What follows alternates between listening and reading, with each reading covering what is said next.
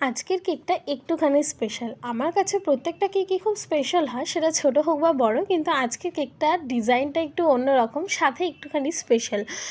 আজকের কেকটা কোনো মানুষের বার্থডের জন্য না, আজকের কেকটা ছিল পেট ডগের জন্য। কী ভাবছো, আমার মাথা ব্যথা গেছে কি না, কি ভুলভাল কথা বলছে এগুলোই ভাবছো তো? আরে না না, সত্যি এই কেকটা ছিল একটা পেট ডগের বার্থডে সেলিব্রেশনের জন্য। আচ্ছা বলো তো, পেট ডগ বা পেট ক্যাটের কেন বার্থডে সেলিব্রেশন হবে না?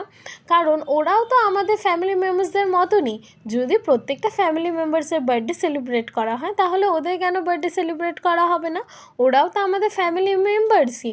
ওরাও তো সময়ের সাথে সাথে আমাদের কত প্রিয় মানুষ হয়ে ওঠে। সত্যি কথা বলতে, এই কঠিন নিষ্ঠুর দুনিয়াতে কেউ যদি নিঃস্বার্থভাবে তোমাদের ভালোবাসতে পারে, তারা হলো এই পশু পাখিরা। কোনোদিনও একটা পশুকে তুমি একবার খাইয়ে দেখবে, সে তোমার ঋণ কোনোদিনও ভুলবে না, যেটা মানুষ ভুলে যায়।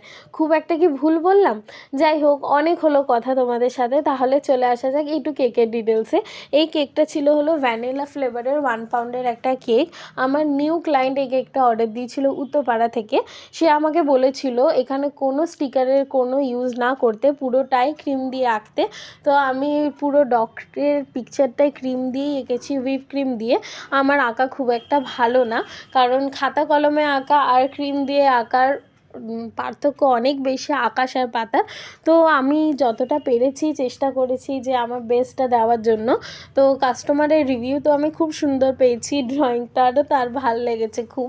তো তোমরা অবশ্যই জানাবে এই পেট ডগের থিমটা তোমাদের কাছে কেমন লেগেছে। আর তোমরা যারা আমার ভিডিও নতুন দেখছো, তাদেরকে আমি বলে রাখি, আমার লোকেশন হলো উত্তরপাড়া। আমি হাওড়া টু ব্যান্ডেল পর্যন্ত ডেলিভারি করে থাকি।